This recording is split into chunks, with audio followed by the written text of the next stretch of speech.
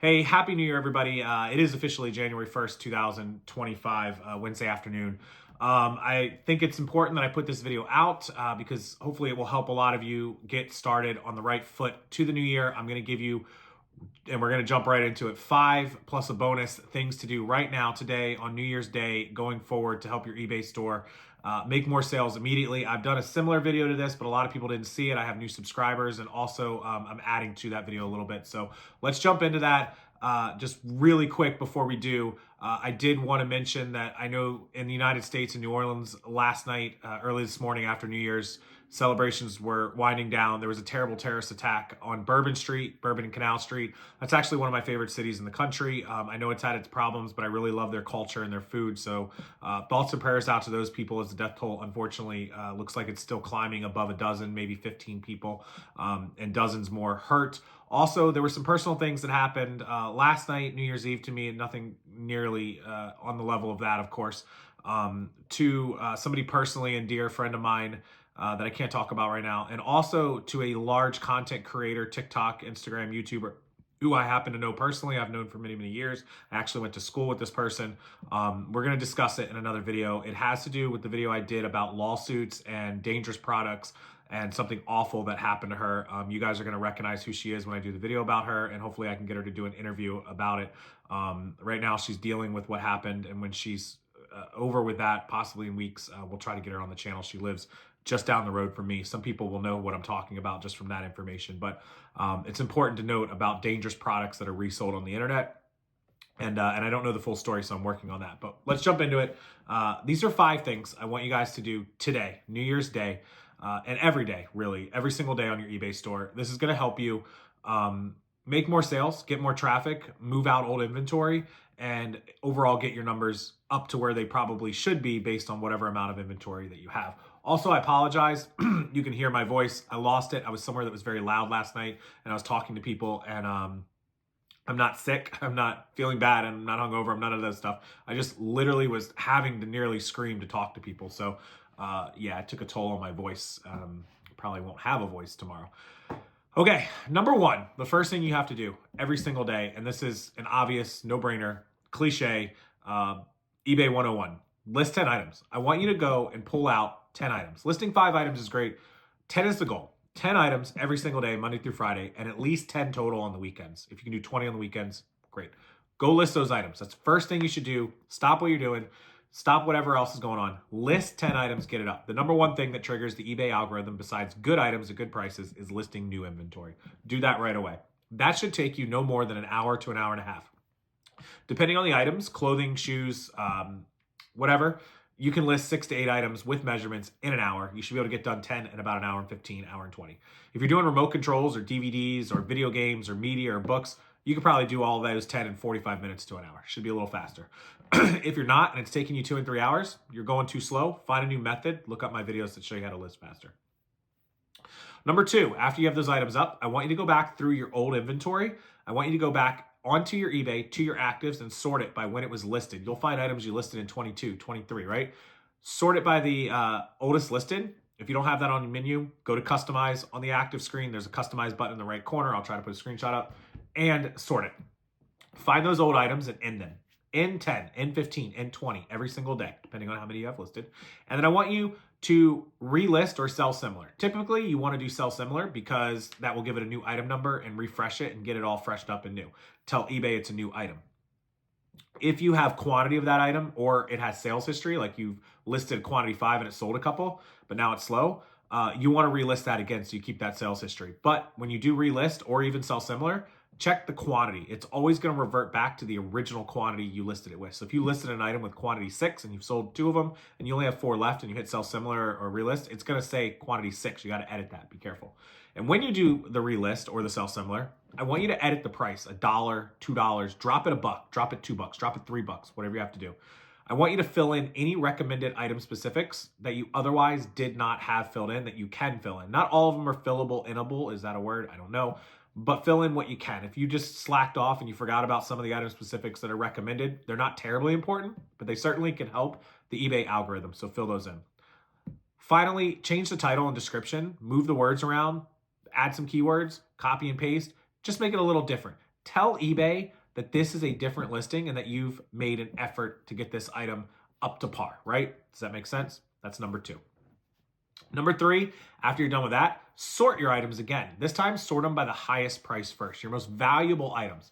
And I want you to go back and I want you to open a new tab and look those items up on eBay. If you've had them for a while or even a decent amount of time, a month, a couple weeks, a couple months, go look at the price. Prices change. They change all the time, right? You might have bought an item for 20 bucks and it was worth 150 and you listed it. And now they're all selling $100, right? Like 100, 105, 95, 106, 108. I sound like an auctioneer. Recheck the prices. It's so important to keep up with the prices. I'm not telling you to give it away. I'm not telling you to race to the bottom, but market value changes. It happens all the time. I see it a lot. You know, somebody buys a video game, it's selling for 40 bucks. All of a sudden, a couple months goes by and now it's worth 25 bucks. And they still got it up for 40. They're never going to sell it.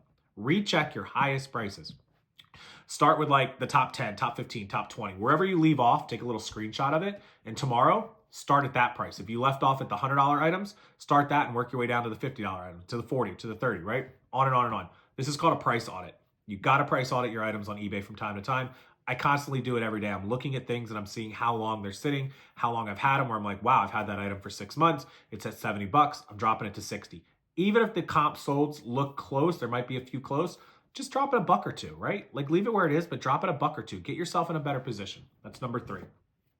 Number 4, those of you that run promoted listings, if you already have a promoted listing campaign up, you can ignore this, but I would recommend doing this.